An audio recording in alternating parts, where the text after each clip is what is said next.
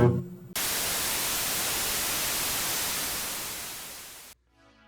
everyone, it's Brandon Lucier here, and this is the top 10 ghosts of the 80s. Let's jump right in.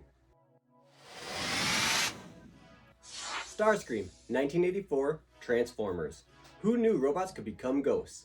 In the Transformers movie, after dumping Megatron's body into space and crowning himself the new ruler, Megatron gets reformatted into Galvatron and returns to disintegrate Starscream with a single blast during his coronation ceremony.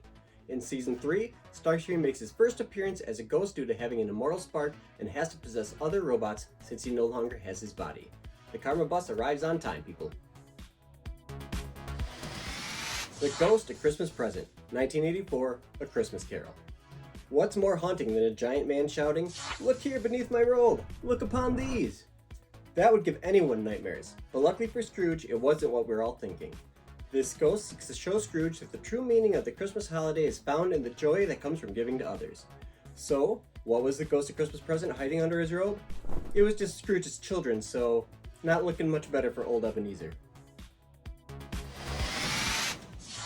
The Scoleri Brothers, 1989, Ghostbusters 2. The two brothers, Tony and Nunzio, condemned to death by execution, kicked off Ghostbusters 2 with a big courtroom battle.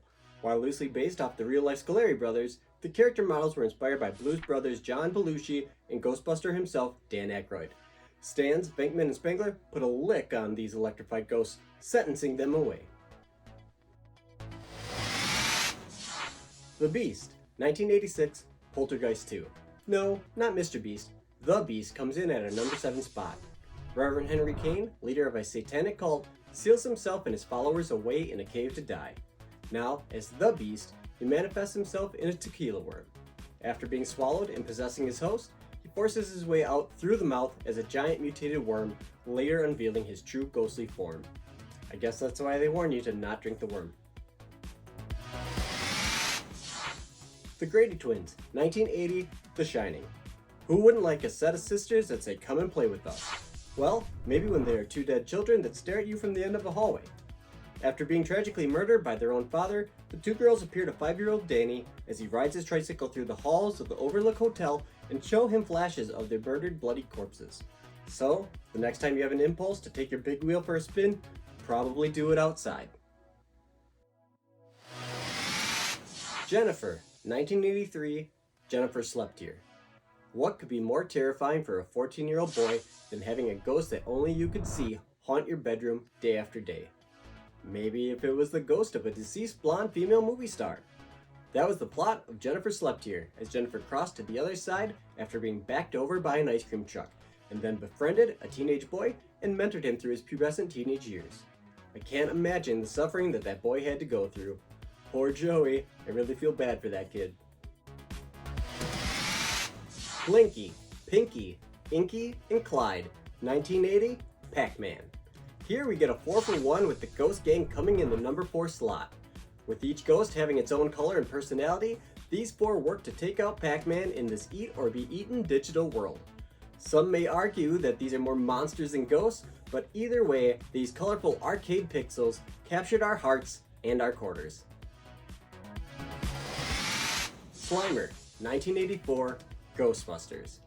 This gluttonous green ghost made his debut in the first Ghostbusters movie. He made a few quick appearances, typically looking for food and lacking intelligence. While I share some of these same qualities, many others did as well, as Slimer became one of the most popular ghosts of the 80s and sold tons of merchandise from toys to ecto-coolers. Shoeless Joe Jackson, 1989, Field of Dreams. In the 1980s, if Ray Liotta showed up to your house and told you to do something, you did it. That is the plot of Field of Dreams, where Ray plays the ghost of Shoeless Joe Jackson.